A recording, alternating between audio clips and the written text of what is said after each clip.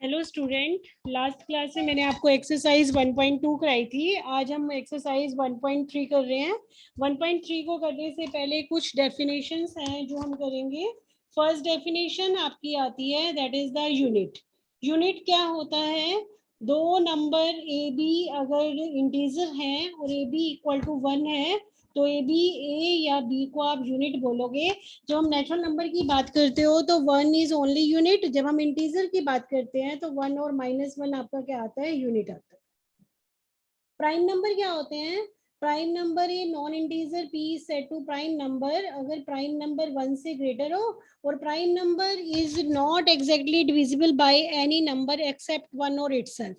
मतलब prime number अपने और 1 के अलावा किसी से भी डिवाइड ना हो ऐसा नंबर, उसको हम प्राइम नंबर बोलेंगे। जैसे फॉर एग्जांपल हम 3 की बात करते हैं, 3 1 से डिवाइड हो रहे हैं और 3 इटसेल्फ से डिवाइड हो रहा है, तो इसका मतलब 3 क्या हो गया? आपका प्राइम नंबर हो गया। सारे के सारे प्राइम नंबर आपके क्या होते हैं? सारे के सारे प्राइम नंबर आपके ओड नंबर होते हैं।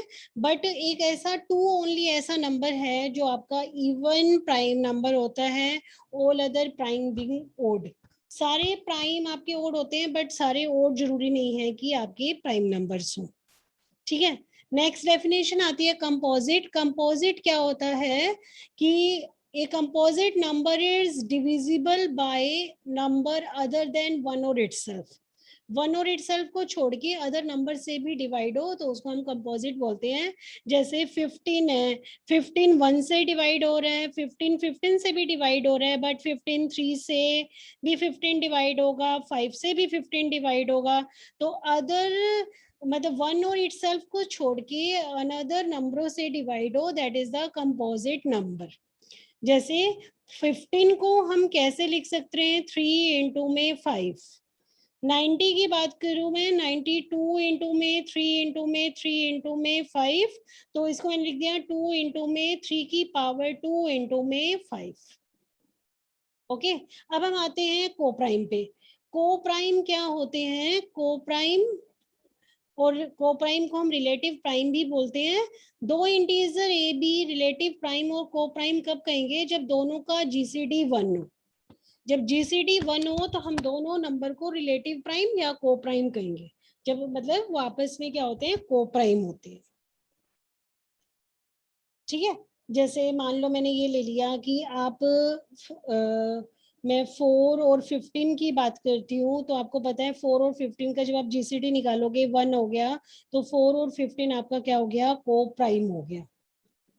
उसके बाद नेक्स्ट डेफिनेशन आती है ट्विन प्राइम। ट्विन प्राइम क्या होते हैं आपके? That is the twin prime. Twin prime a pair of prime जिसमें ऐसे प्राइम नंबर जिसमें दो का डिफरेंस आए वो आपके ट्विन प्राइम हो जाते हैं। जैसे फॉर एग्जांपल 3 और 5 और 11 और 13 ट्विन प्राइम है। दोनों के बीच का गैप 2, इन दोनों के बीच का गैप आपका क्या है? 2 है। समझ में आ गया twin prime? Perfect number a natural number, a natural number A is said to perfect number if it is equal to sum of its factor other than itself। मतलब इसके जितने भी फैक्टर हो उन सब का सम के बराबर आ जाए उसका सम, उसका नंबर, तो वो एक परफेक्ट नंबर होगा। जैसे मैं फॉर एग्जांपल जैसे 6 ले रखा है, 6 के डिवाइजर क्या क्या होते हैं? पहले डिवाइजर लिखती हूँ, 1 2 3 और 6। अब डेफिनेशन में क्या बोला है कि इटसेल्फ को छोड़ के बाकी सबका आप सम करो, वो नंबर के इक्वल आ जाए, तो वो नंबर आपका क्या कहलाता है? Perfect number. ओके, समझ में आ गया? तो इसी पे बेस अब एक्सरसाइज कुछ थ्योरम्स हैं जो हम करेंगे। फर्स्ट थ्योरम है Theorem 1, if P is a prime number, A is any number, then either P divide A, P is a co-prime to A। देखो थ्योरम करने से पहले डेफिनेशन समझ में आएंगी तभी आप थ्योरम कर सकते हो। अब P प्राइम नंबर है तो आपके माइंड में जाएगा कि प्राइम नंबर क्या होता है? जो 1 और इटसेल्फ से डिवाइड हो। A एनी नंबर है तो आपने क्या दिखाना है? P either P divide A, P A को डिवाइड करे, या P और A को प्राइम हो। को प्राइम मतलब दोनों का जीसीडी 1 हो। ठीक है। तो हम ये लेके चलते हैं पहले कि मान लिया P और A का जीसीडी डी है। डी है तो डी पी को भी डिवाइड करेगा, डी ए को भी डिवाइड करेगा।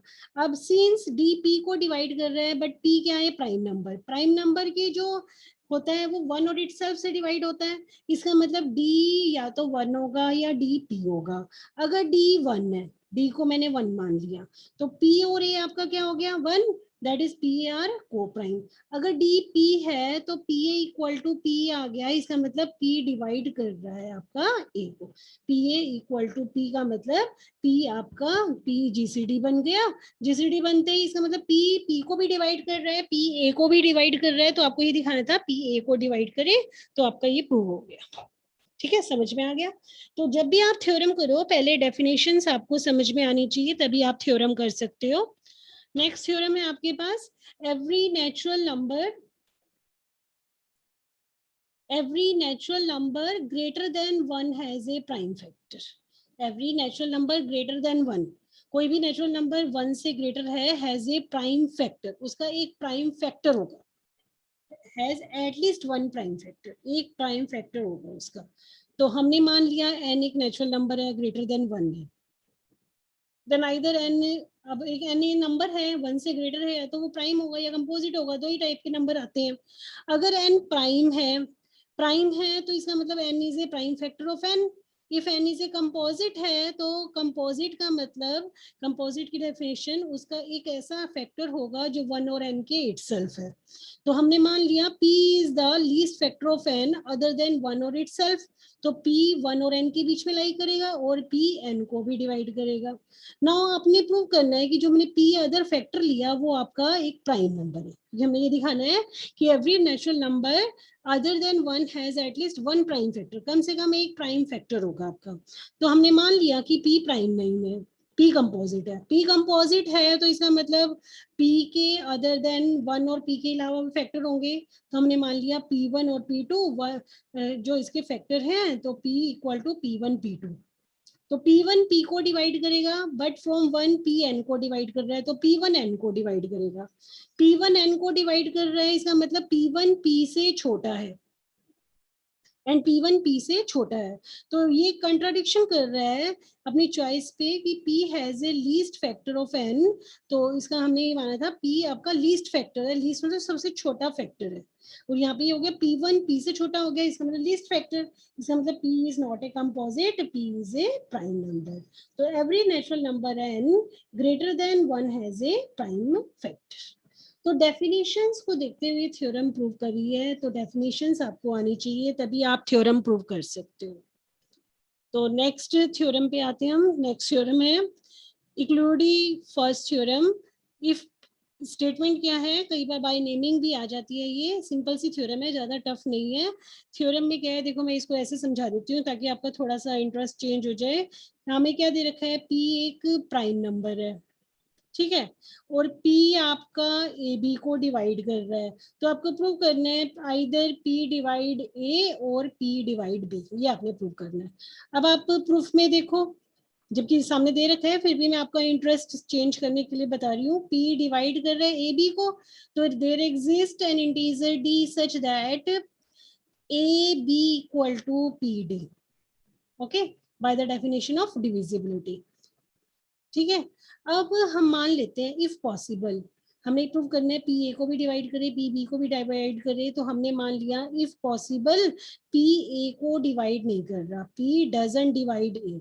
जब पी ए को डिवाइड नहीं कर रहा, इसका मतलब पी और ए का जब आप जीसीडी निकालोगे वो क्या आएगा, वन आएगा।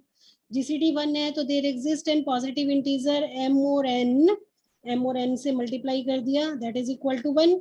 अब b से और मल्टीप्लाई कर देते हैं, p M B plus n A b equal to b, through out हमने b से मल्टीप्लाई कर दिया। अब दोनों में से देखो, ए बी आपने किसके इक्वल लेके चल रहे थे, ए बी की वैल्यू पी डी है, तो ए बी की जगह मैंने यहाँ पे पी डी डाल दिया, पी एम बी प्लस में एन ए बी की जगह मैंने डाल दिया P D equal to B. अब p कॉमन आ रहा है, that is M B plus में N D equal to B. तो इसका मतलब यहाँ से आप देखोगे ये दोनों नंबर का प्रोडक्ट b आ रहा है, तो इसका मतलब p डिवाइड कर रहा है आपका b को। तो bye the definition of divisibility, P divide कर रहा है बी को, इसका मतलब अगर पी ए को डिवाइड नहीं कर रहा तो पी आपका किसको डिवाइड करेगा, पी बी को डिवाइड करेगा। ठीक है, समझ में आ गया?